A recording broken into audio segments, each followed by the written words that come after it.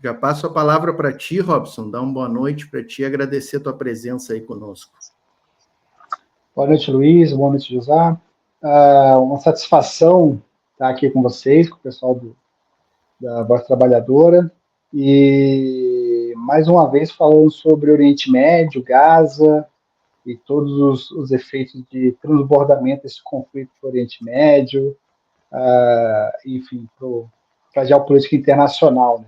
Em tempos de eleições norte-americanas, é uma pauta importante também. Nós vimos ali, infelizmente, nesse debate entre Trump e Kamala Harris, que os palestinos estão, infelizmente, sós nessa resistência, né? Porque tanto Trump quanto Kamala Harris estão num posicionamento assim de apoio incondicional, né, ao Netanyahu, né, que teve o pedido o mandado de prisão reforçado antes de ontem, né, diante da Corte Internacional de Justiça do Tribunal Penal Internacional, enfim, esse é o cenário de desesperança para um cessar-fogo, uma ajuda humanitária e a retirada das tropas ali de Gaza, né? E a gente já ouviu do próprio Netanyahu que ele não abre mão de manter a sua força militar no corredor Filadélfia, né? Ali no sul de Gaza, que fronteira com o Egito, que esse é um ponto inegociável do ponto de vista da operação dos israelenses. E temos também, do outro lado, um ponto inegociável também para o Hamas, que é a retirada total das tropas israelenses do território. Então, nós estamos aí num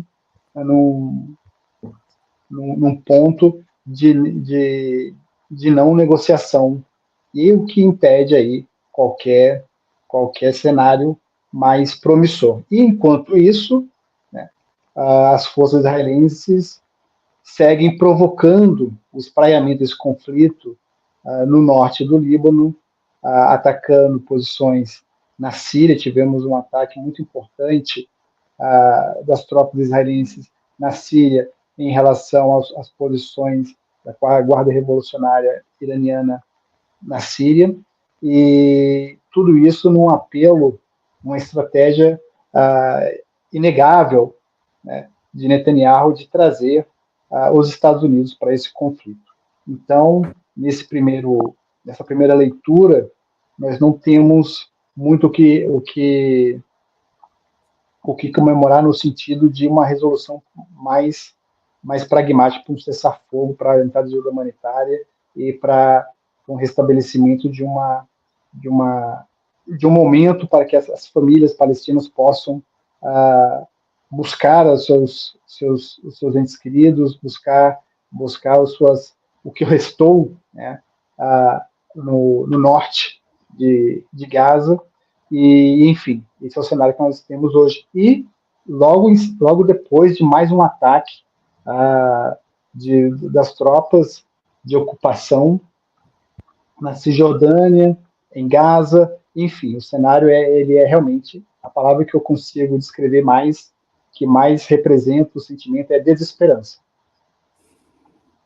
E o Robson, essa eleição dos Estados Unidos aí,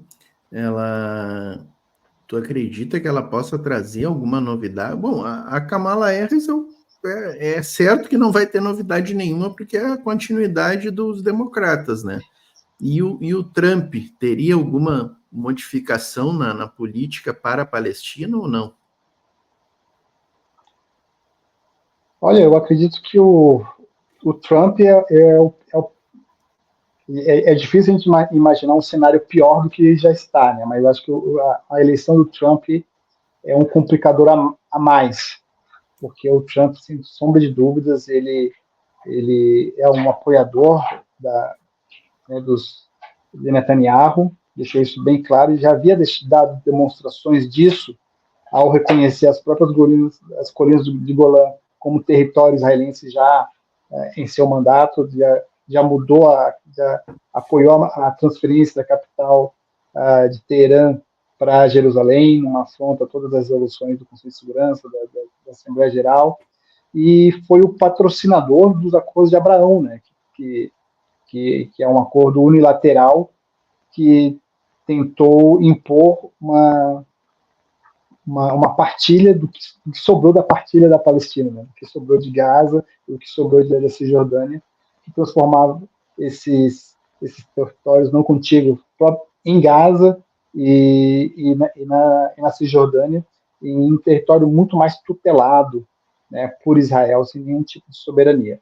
Então, acredito que uma vitória de Trump, a situação ela fica muito mais complexa para os palestinos, tanto quanto ao conflito em curso, né, quanto uma estratégia de solução de um Estado soberano para os palestinos, que não vai acontecer. E a Kamala Harris, ela seria mais do mesmo, Joe Biden, apoiando incondicionalmente a venda de armas para os israelenses e forjando um apoio moral à ideia de um Estado palestino, que nós sabemos que o governo Netanyahu e boa parte da sociedade em Israel são contrários à ideia de dois Estados. Eles apoiam firmemente a limpeza étnica, o genocídio, e realmente eles têm essa ideia do grande Israel, né? Esse conceito histórico de uma Israel que vai de terras libanesas, sírias, e pegando toda a Palestina como se fosse um direito divino para conquistar todo esse território. Então, infelizmente, boa parte da sociedade israelense apoia essa incursão em Gaza, essa incursão na Cisjordânia, e com Trump, eu acredito que esse movimento tende a crescer. Passo a palavra para ti, mas esse eu acho que é um grande ponto, né, que a gente tem que falar e conversar um pouco, porque muita gente diz, né, que o Netanyahu não tem apoio interno, que internamente tem muita resistência, e assim, sinceramente, eu não consigo enxergar essa resistência interna, né, ao Netanyahu, né. Claro, tem manifestações ali, mas a gente vê as manifestações, elas são preocupadas com reféns, né? Mas não tem nenhuma preocupação com a população palestina, com o que está acontecendo em Gaza, né? E o Robson acabou de tocar neste ponto e dizer, né, que a população não está preocupada, né? Robson, realmente a população de Israel, ela apoia tudo que está acontecendo ali na Palestina, na faixa de Gaza. E outra questão que é interessante, né? O Netanyahu na ONU levou este mapa ali, né? Dos territórios ocupados da Palestina já sem a faixa de Gaza e sem a Cisjordânia, né? Ele levou um mapa com 100% do território ocupado, né, o Robson? Sim, nós, porque... numa ingenuidade assim, nossa, né, pacifistas e sonhadores, que ficavam, não, ele não vai ter coragem de bombardear a Cisjordânia, mas estamos vendo o que está acontecendo, infelizmente. Né? Sim, porque se a gente for levar em consideração, por exemplo, aquela demanda consultiva que a África do Sul e que vários países, incluindo o Brasil, também apoiou, pedindo que a Corte Internacional de Justiça emita esse parecer consultivo, ficou bem claro ali, tá? Porque duas coisas. Israel, os diversos governos israelenses, eles constituíram um estado de apartheid na região, né? Eles ocuparam ilegalmente vários territórios palestinos, e isso não aconteceu da noite para o dia, isso foi um processo gradual, e que a sociedade israelense tem a sua parcela de culpa em apoiar esses governos que realmente consolidaram essa cristalização de um governo de apartheid na Palestina. E ouvindo o professor John Mearsheimer, da Universidade de Chicago, ele é bem categórico, né? para Israel não existe outra solução. Como você não consegue, a sociedade israelense e a elite israelense é contra a ideia de dois estados. Eles são terrivelmente contra essa ideia de dois estados ali em todo o território da Palestina. Esse é um ponto. E qual que é a solução intermediária para você lidar com isso, já que você não consegue expulsar os palestinos de uma vez? Então você cria um estado de apartheid. Né? Você cria um estado de apartheid em que você condiciona a população palestina em condições terríveis ali de vida, de trabalho, e o apartheid também, é bom lembrar, assim como foi na África do Sul, ele também é um regime, é um sistema econômico, né? Porque você transforma o território em vários guetos, você permite a exploração do trabalho dessa população para que ela possa ir aos territórios israelenses trabalhar, laborar, e essa é a solução para uma situação que não tem solução, o apartheid.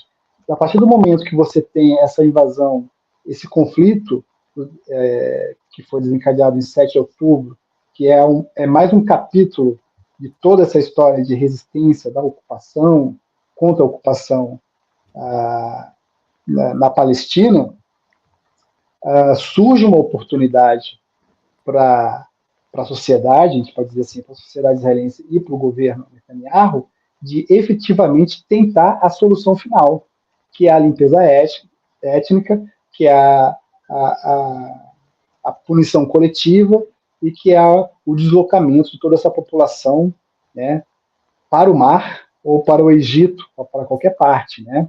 Então, os israelenses, eles têm agora essa possibilidade de efetivamente liquidar com a população palestina em Gaza e também na Cisjordânia, que vem acontecendo ataques sistemáticos na Cisjordânia. Mas o grande desafio para Netanyahu hoje é que eles não estão conseguindo. Enfim, apesar de ter a superioridade bélica, eles devastaram toda a Gaza, né, implementaram uma estratégia de genocídio, de limpeza étnica, mas ainda existe milhões de pessoas ainda naquele território ali, tá?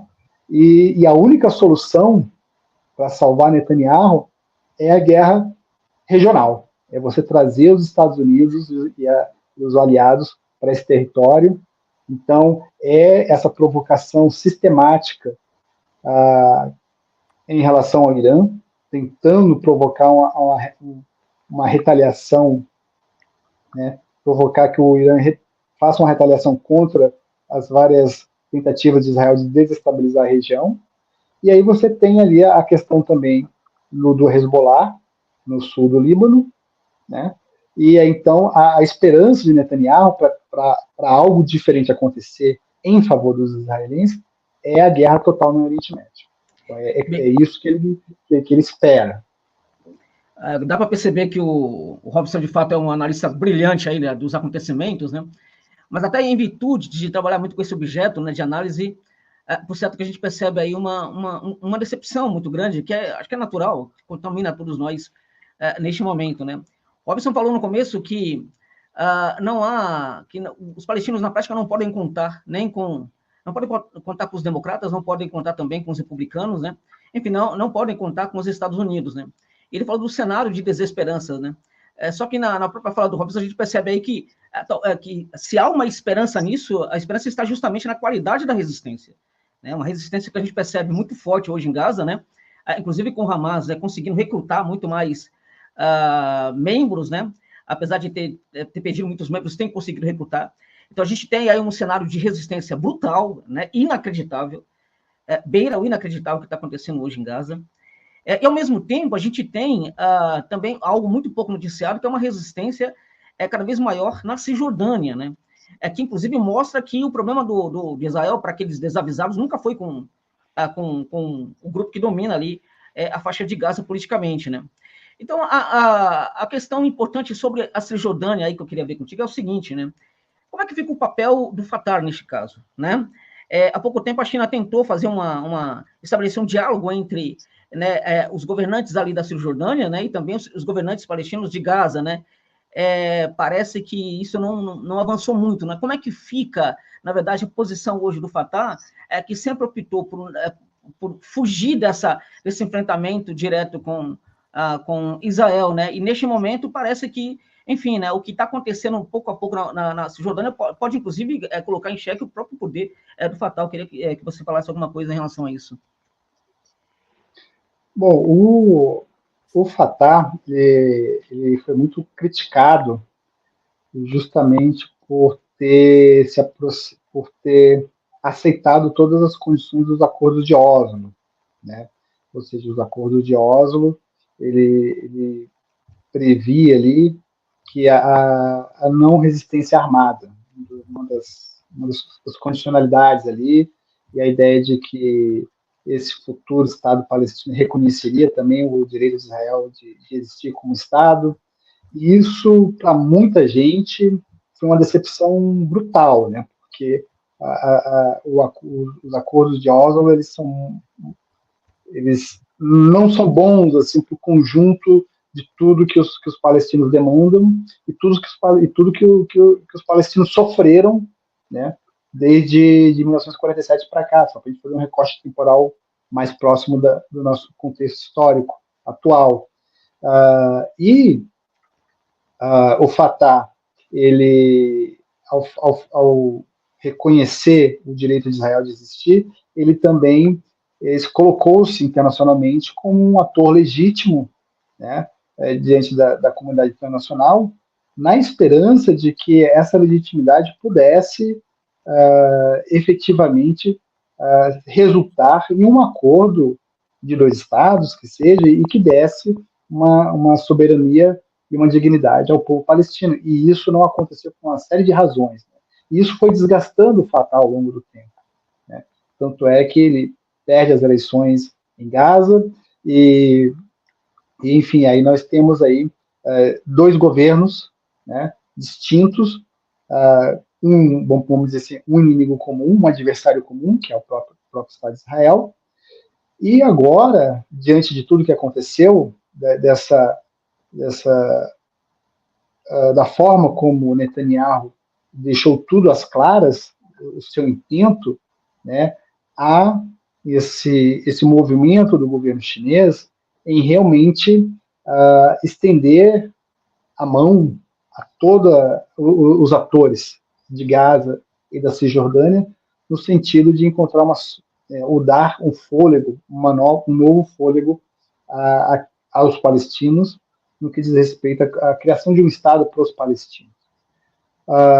Eu acho que isso é importante, porque até então os palestinos estavam à própria sorte, porque os Estados Unidos incondicionais ao apoio de Israel. Então os palestinos eles estavam realmente sem maiores apoios.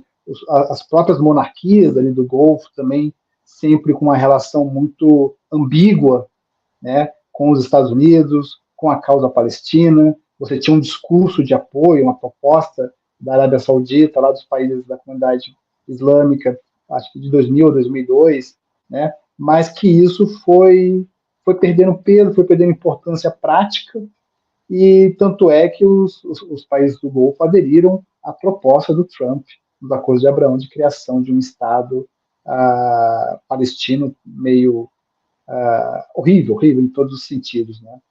E agora você tem a China como um ator importante, uma potência emergente, uma potência comercial e com uma influência muito grande em vários assuntos com todos os países do mundo. Então agora os Estados Unidos não estão mais conseguindo exercer todo o seu poder como ele exercia até então. Então você tem a China, você também tem a Rússia, que sempre teve um posicionamento dúbio em relação à Palestina, é mais ou menos parecido com a Turquia, apoia diante das câmeras, diante da comunidade árabe, mas nos bastidores, na diplomacia secreta, uma série de acordos e interesses vão se consolidando, acordos que fortalecem Israel e ameaçam qualquer solução para os palestinos. Então, eu vejo a China com um novo ator, um ator importante, um ator pragmático, porque a política externa chinesa ela tem um princípio da coexistência pacífica e que realmente ela exerce esse princípio nas suas relações internacionais, sempre propondo acordos de cooperação de benefícios mútuos, né? E a China ela tem pressa, né, para se desenvolver e para crescer. Tem um projeto de nação, tem um compromisso com a população chinesa, e esse conflito no Oriente Médio, e mesmo o conflito na Ucrânia, é tudo que a China não precisava, assim, para os seus planos. Então tem a nova Rota da Seda da China, o Belt and Road Initiative, né, que é um projeto que acredito que agora está chegando na América do Sul, já chegou na América do Sul, provavelmente o governo Lula vai sentar com o governo chinês para ver em que condições o Brasil poderia aderir essa nova rota aqui na América do Sul. E então, isso é um contraponto à influência norte-americana. Então, acredito que é um ponto importante, e eu acredito que os palestinos, tanto em Gaza quanto na Cisjordânia, precisam aproveitar esse momento histórico para poder fazer frente a Israel e aos Estados Unidos. Ô, Robson, essa questão da China aí, como é que se desdobrou aquela reunião que teve, né, com as 14 organizações palestinas? Teve algum desdobramento daquilo? Evoluiu alguma coisa dali, né? Além, é claro, da união, né, da resistência palestina, que eu acho que ficou evidente ali daquele evento, né? A gente teve mais alguma consequência na prática daquilo, ou ficou só naquela reunião ali? Pelo que eu pude apurar naquele momento, quando aconteceu aquela reunião, o principal resultado foi o consenso. Você teve grupos antagônicos da causa palestina que estavam ali dispostos a encontrar uma alternativa conjunta para um problema imediato, que é o conflito em Gaza. Tá? Eu acho que isso já é positivo. E eu acredito que os desdobramentos estão se dando, né, através dos intermediários ali. Tu tem ali países importantes que sempre se colocaram como intermediadores dessa questão ali, o Catar, o Egito, e você tem, então, essa diplomacia acontecendo nos bastidores intensamente. Agora, quando você fala também da resistência palestina, e José colocou bem, é importante lembrar uma questão que o Ocidente às vezes esquece, que o muçulmano,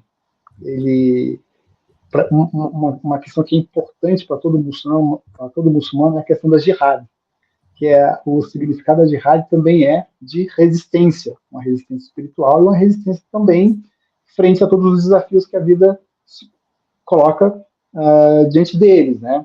E essa resistência, essa dificuldade do governo de Netanyahu em liquidar essa fatura de Gaza mostra justamente isso, essa resiliência aí dos muçulmanos, da população de Gaza, de toda a resistência, não só na Palestina, mas no Oriente Médio, que muitas vezes o Ocidente não consegue perceber, né?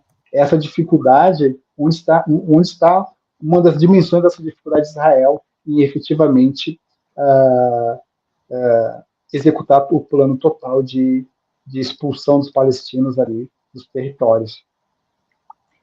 Então, como você falou, a questão que o Netanyahu e Israel pensam esse conflito como a guerra final, né? De certa forma é o que os planos revelam, mas de certa forma ao menos a resistência palestina hoje em Gaza também presume este momento como um momento de disputa final, né? E é bom lembrar que o 7 de outubro, nesse sentido, é um grande ataque, uma grande derrota aos acordos de Abraão, porque é o momento em que ou a resistência palestina fazia alguma coisa, ou a derrota seria total, né? caminhávamos para uma ausência total de apoio, né, ou quase total de apoio de grande parte de antigos apoiadores, enfim, e a partir do que aconteceu em outubro, né, 7 de outubro, a situação mudou bastante, né.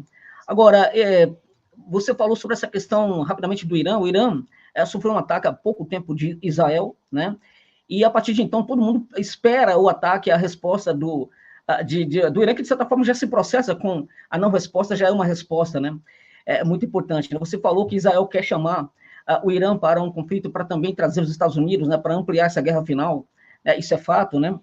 Agora, a questão do o Irã ele encontrou, né, o líder iraniano que foi eliminado há pouco tempo, né? Bom, ele que foi a mente. Não, o iraniano anterior, né, que montou, que pensou muito essa questão dos proxies, né? Estou aqui com ele na cabeça, mas enfim, o grande líder tal que foi eliminado algum tempo atrás, enfim. General, né, o Soleimani, né? Isso, perfeito. O Soleimani, ele pensou sobretudo a questão, os proxies, na verdade, tinham sentido, dentre outras coisas, de fazer com que Israel lidasse provavelmente com um conflito com um ou alguns desses proxies, né, antes propriamente de um conflito contra o próprio Irã, né, até para que um possível conflito contra o Irã já fizesse com que a nação persa lidasse com um inimigo muito mais fragilizado, né? Então, a gente percebe hoje que esses proxies iranianos estão muito fortalecidos, né? Não somente o Hezbollah, que é o mais importante, o mais fortalecido de todos, né? Mas a gente vê isso também hoje em Gaza, com a capacidade dos grupos palestinos de resistirem, né? A gente percebe também essa resistência acontecendo ali no próprio Iraque, né? Na Síria, há proxies espalhados por todos os locais. A gente tem agora os Houthis do Iêmen. Então, tudo isso também nos faz pensar, né, que talvez essa guerra final não seja tão fácil assim, né? E dentro disso, por mais que o quadro seja terrível, possamos sim ter talvez algum tipo de esperança, não? Sim, na verdade, tu colocou muito bem, porque em um dos comunicados, não só de autoridades iranianas, mas também comunicado dos líderes do Hezbollah, por exemplo, eles colocam que a resposta virá no momento certo. E o momento é essa tensão. Ou seja, Israel vive essa tensão de poder ser atacado a qualquer momento em várias frentes, de forma coordenada ou não. Pode vir um ataque direto do Irã, até porque, pode vir... Robson, desculpa te interromper, mas até porque o Irã já mostrou que ele pode atingir, né? Naquele ataque, não sei se dá nem para chamar de ataque aquilo que eles fizeram, acho que foi propositalmente, não teve grandes consequências, né? Aquele ataque de drones que eles fizeram, foi mais para mostrar a Israel que eles têm condições de furar bloqueios e de atingir, né? Desculpa te interromper. Sim, justamente, Luiz, aquela ação coordenada que levou umas 2 semanas assim, para acontecer, foi justamente isso, para provar para Israel e para a comunidade internacional que o Irã está num estágio avançado de tecnologia embarcada em vários dos seus equipamentos, que tem condições de lançar um ataque a partir do seu território e atingir qualquer ponto do território em Israel. E detalhe, mesmo um ataque orquestrado, com a ajuda dos jordanianos e Estados Unidos, Reino Unido, mesmo assim, a artilharia iraniana conseguiu avançar diante dessa estratégia defensiva dos aliados de Israel e atingiu efetivamente o território israelense. Isso é uma demonstração de que existe essa capacidade, né? E também de forma coordenada, como eu estava falando, com o Hezbollah, com os próprios Houthis, tem a própria resistência islâmica, tem no Iraque, na Síria. Então, Israel, apesar de ter uma superioridade estratégica em termos de força militar, se vê um pouco limitado para exercer esse poder. É a mesma coisa dos Estados Unidos ou da própria quando a gente olha para a Ucrânia, né, a Rússia teria todas as condições de acabar com todo o território ucraniano, Kiev, mas o custo de uma ação como essa, custo político, custo em vidas, é muito grande, né? E, da mesma forma, Estados Unidos, Israel, possuir a superioridade militar não significa ter as condições ideais para exercer esse poder, né? E aí, nesse conflito, que é um conflito de atrito, né? A resistência islâmica tem essa vantagem de poder atuar de forma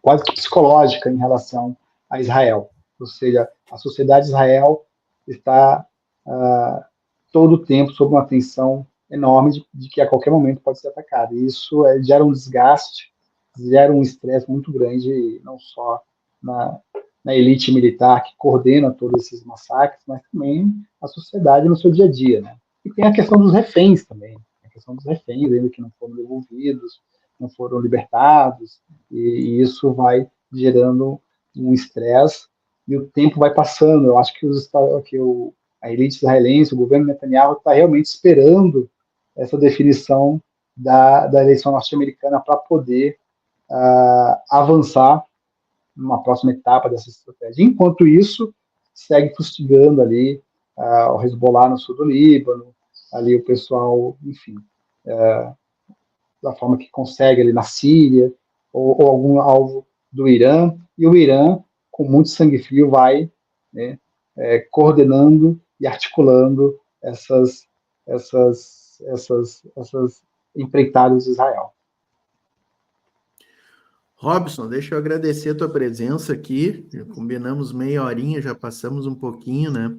Grande satisfação te receber aqui e vou te convidar outra hora aí, mas vou te dar assim um mês de folga, tá? E daqui a um mês eu te procuro de novo. Sempre é bom contar contigo aqui, com a tua sabedoria e com a tua gentileza também com o nosso canal aqui. Obrigado pela presença aí, companheiro. Boa noite, satisfação falar com vocês. Até a próxima. Valeu, brigadão. Josá, seguimos nós aqui. Seguimos? Vamos seguir um pouquinho nessa questão do Oriente, José, porque como o tempo do Robson era curto, eu quero explorar mais um pouco de duas questões, né? Esse ataque da Síria e também a questão ali dos confrontos com o Líbano. Quero que tu nos diga aí como é que andam isso aí. Mas antes eu só quero trazer um mapa aqui, ó, que eu não consegui o mapa atualizado, né? Este mapa aqui, ó, pessoal, ele é de maio. Vejam só, né? Deixa eu ver se eu consigo dar uma aumentada e uma centralizada aqui, ó. É o mapa de Gaza, né? Aqui está a Cisjordânia, né, pessoal? Este pontilhado aqui, ó, é a Cisjordânia. Em maio ela ainda estava livre de marcas, tá? E Gaza, em maio, esses pontos vermelhos aqui, ó, pessoal, eles representam locais onde bombas caíram, tá? O mapa atualizado, que infelizmente eu não consegui encontrar, se alguém encontrar, manda o link aqui no chat para nós. O mapa atualizado, gente, está todo vermelho. Todo vermelho. O único ponto do mapa atualizado que não está vermelho é ali naquela faixa do litoral sul ali. Tem um cantinho ali no litoral sul que ainda está assim, tem uma faixa bem pequenininha no mapa atualizado. Porque o restante do mapa de Gaza, ele está todo vermelho atualmente. Sim. Ou seja, caíram bombas em 98% do território de Gaza. Gaza está completamente destruída. Completamente destruída. Eu acho que era esse o objetivo, né? Era esse o objetivo dos sionistas, do regime do apartheid, né? E agora eles abriram esse novo fronte aí. Abriram não, porque a Cisjordânia sempre esteve também. Nos últimos meses a gente vinha vendo vídeos aí, a gente publicou muito no Instagram os vídeos das retroescavadeiras destruindo toda a infraestrutura da Cisjordânia, ruas, né, destruindo até estabelecimentos comerciais, né, Esses dias eu vi um vídeo de uma retroescavadeira destruindo todo o estabelecimento da empresa de energia e os carros que fazem as manutenções, né? Então é a crueldade da crueldade. E agora eles começaram com bombardeios, né? Entraram com um exército oficial na Cisjordânia. Então eu estou vislumbrando aí que a Cisjordânia vai virar uma nova Gaza, vai ser totalmente bombardeada também, infelizmente, né? Infelizmente, eu acho que é o que reserva aí para esse território ocupado da Palestina, né? Mas, José, vamos conversar um pouco aí, mais uns 15 minutos, sobre essa questão da Síria, né? Conta para nós o que aconteceu na Síria. Israel atacou ou foi um contra-ataque? A Síria tomou alguma atitude? E no Líbano, como é que andam as coisas ali no Líbano, né? Nos atualiza um pouco sobre isso. Sobre essa questão, antes disso, a questão do ataque do Irã, né, que aconteceu algum tempo atrás, o Irã, ele praticamente manda drones, centenas de drones, né, com o objetivo de cegar, né, o Iron Dome. Então foram drones assim que aí Israel precisou contar com o apoio da Jordânia, do Reino Unido, dos Estados Unidos, né, só que contou com todo esse apoio justamente para fazer com que esses drones não atingissem o território israelense. Depois de cegar completamente as IDFs, Irã lançou mísseis.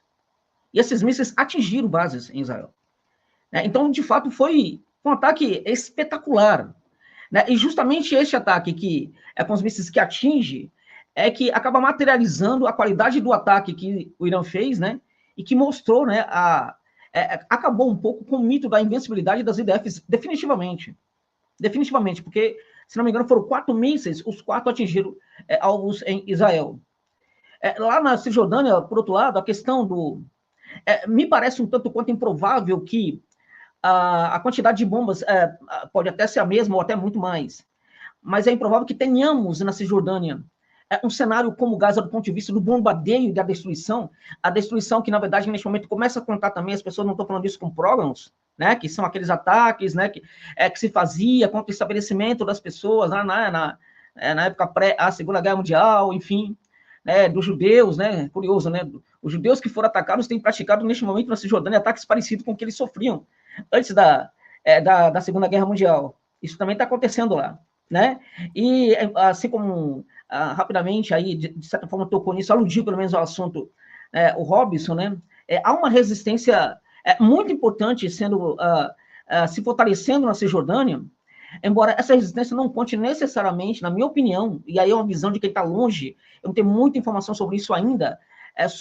ainda não contaria com a mesma qualidade de gestão, de direção, de direcionamento das ações que a resistência palestina conta hoje na faixa de Gaza. Mas porque, para mim, na minha opinião, a devastação da Cisjordânia pode não ser do mesmo nível. Por quê? Porque o Robson falou muito da questão do apartheid, ele não foi tão praticado oficialmente, com ações oficiais de tomada de terrenos, né, feito lá em Gaza, né, como aconteceu na Cisjordânia, né?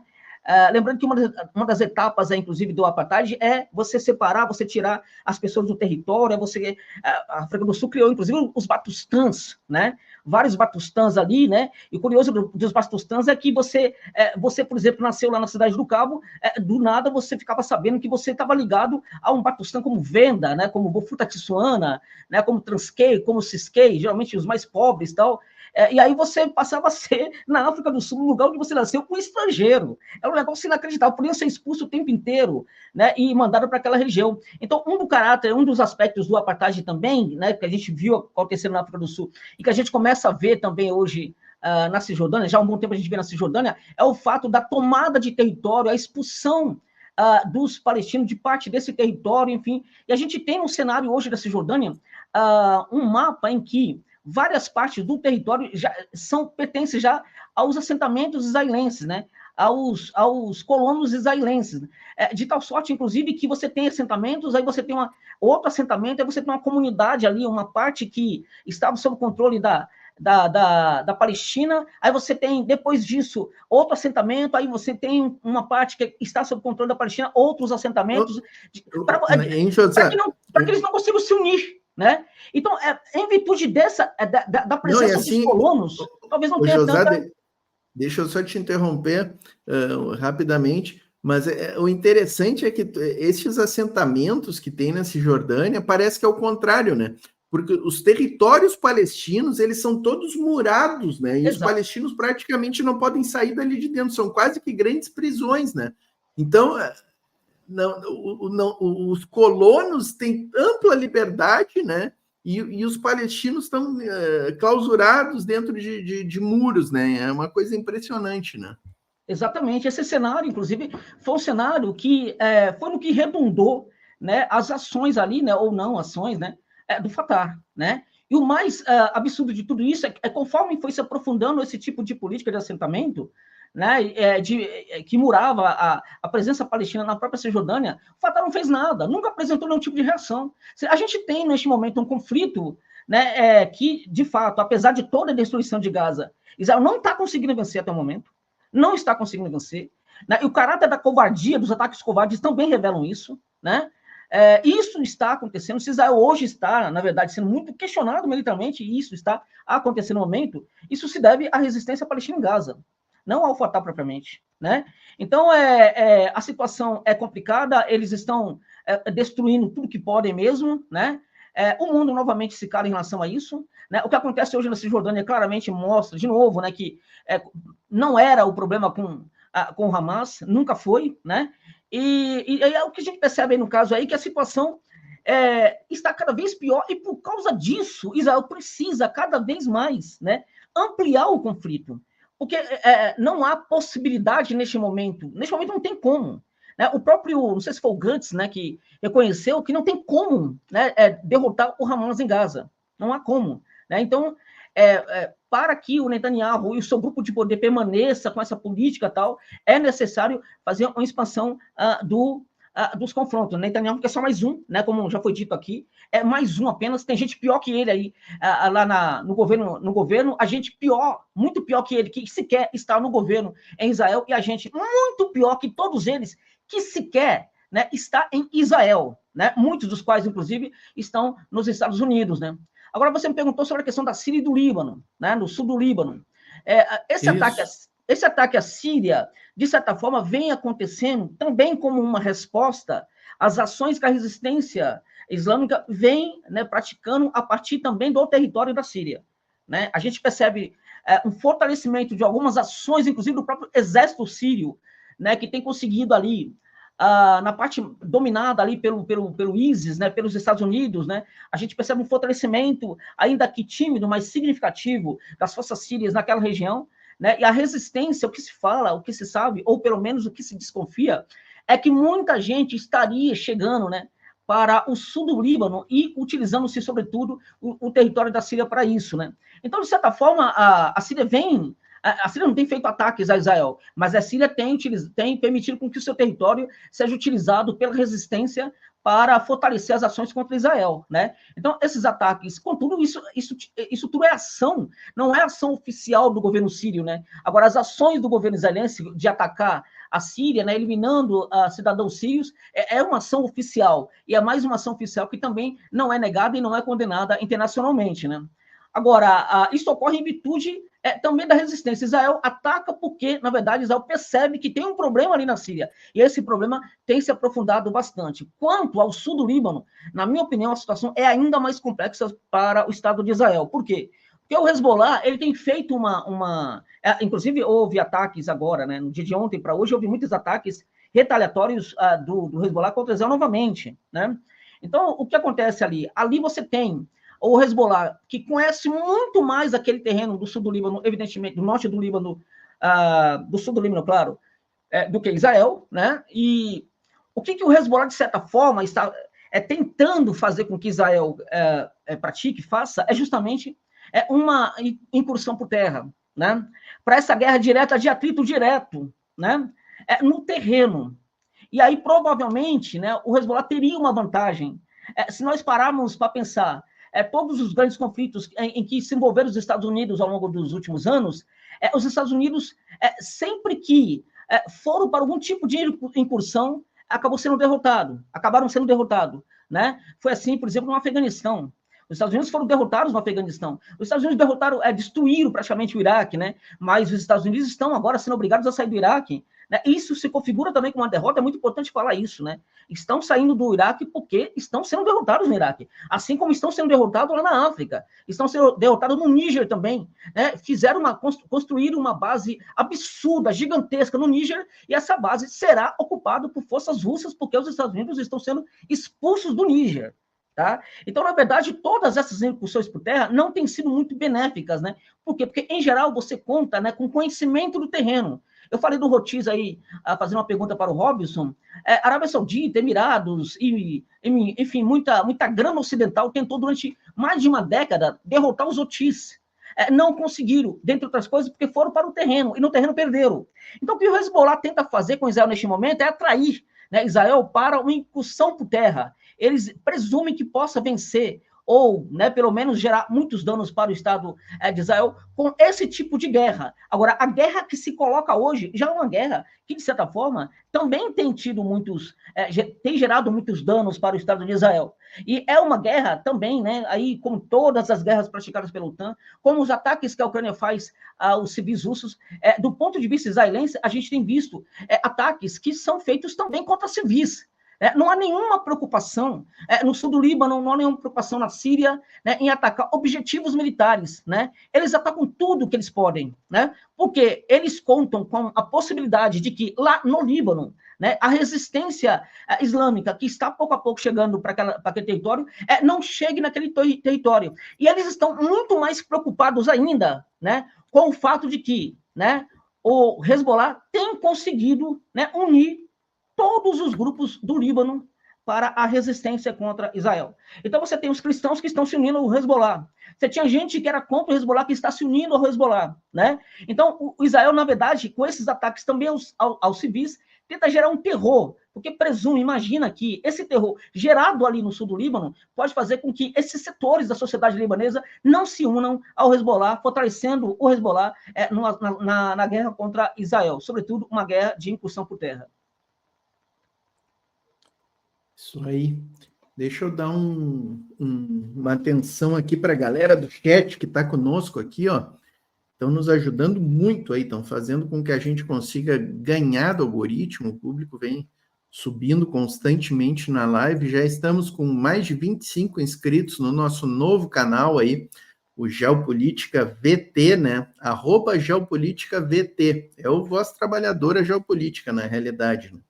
Estamos querendo fazer esse canal crescer aí, porque o YouTube trabalha com essa questão da segmentação de pautas, né? Então, como aqui no canal a gente divide entre política nacional, geopolítica, né? Isso também, às vezes, prejudica em relação ao algoritmo, né? Tendo um canal específico da geopolítica, eu acho que vai ser interessante e também vai ser um espaço que a gente pode utilizar para publicar mais cortes, né? A gente tem feito muitos cortes legais aí das nossas lives e às vezes não dá nem tempo de publicar no Voz Trabalhador Oficial, né? Então, ali no Geopolítica nós vamos focar mais, vai ser bem legal aí. Contamos com todos e todas aí, o link está no chat, em seguida a gente bota o link de novo, né? O 5º artigo chegou aqui, ó, deixando um pingo para ajudar no algoritmo. Qualquer pinguinho de 1 pila aí já ajuda, tá, galera? Ele deixou 2 aqui, ó. A Janete deixou um sticker de 3. Tá aqui, ó, o nosso novo canal. Inclusive, o login ali, não é login, como é que se diz? O avatar ali, né? Do nosso canal Geopolítica, Voz Trabalhadora, são as 5 figuras do BRICS, né? Então, para deixar bem claro que é um canal de geopolítica do lado do BRICS, tá? Não venham os otanistas aqui querer cantar de galo no nosso canal, né? Tá ali Putin, o Modi, o Lula, o presidente da África do Sul, o Xi Jinping, e também colocamos ali o do Irã, né? Junto ali, que não é dos 5 originais, mas já é uma figura importantíssima nos BRICS, né? E espero que em breve o Maduro entre também nessa aí, ó, grande Maduro, né? O 5º artigo deixou mais um sticker aqui para nós. Aliás, falar em Maduro, a Marina Castro dizendo aqui, ó, estava assistindo o discurso do Maduro no Congresso contra o Fascismo, emocionante. Aconteceu essa semana na Venezuela, né, o Congresso Mundial do Fascismo, não teve muita adesão, temos que ser sinceros, né? Tinham ali 18 ou 20 países, se não me falha a memória, mas o Maduro está dando um passo importantíssimo, que inclusive eu estava conversando esses dias com um camarada aí, que é a nossa internacional, gente. Se não é a internacional comunista, que pelo menos seja isso que o Maduro está fazendo, a internacional antifascista, já é um começo, né? Então, espero que isso aí tenha continuidade nessa iniciativa aí que o Maduro tomou e que vá adiante essa internacional antifascista, que é fundamental, a gente ter uma organização internacional, porque do lado de lá, do lado da extrema-direita, eles estão bem organizadinhos. Tá Maria Corina, Milei, né? A família do inelegível aqui no Brasil, os Orbán da vida, os fachos de Portugal, os fachos da Espanha, os fachos da Europa inteira, os fachos do Chile, os fachos do Chile, né? Então, todo mundo, todo bem juntinho. Então, tudo juntinho. Quando um vai fazer uma ação, ele já tem todo o respaldo dos outros. Isso aí está faltando para nós, gente. Está faltando. Para o nosso campo aí antifascista, para o nosso campo, né, progressista. Já que a gente não consegue fazer a internacional comunista, é um sonho distante, né? Vamos pensar na internacional antifascista, pelo menos. A Janete aqui alertando, ó, sobre o nosso novo canal. O Ismael aqui dizendo que passamos. O Ismael criou uma regra boa aqui no canal. Ó. Infelizmente o pessoal não está seguindo, mas é uma regra de livre adesão, né? O Ismael diz que a partir de quem chegar atrasado 30 minutos tem que pingar R$1 no superchat. É uma regra de livre adesão, né, Ismael? O Pinguito aqui, ó. Olá, trabalhadores, como passam? Todos bem, Pinguito.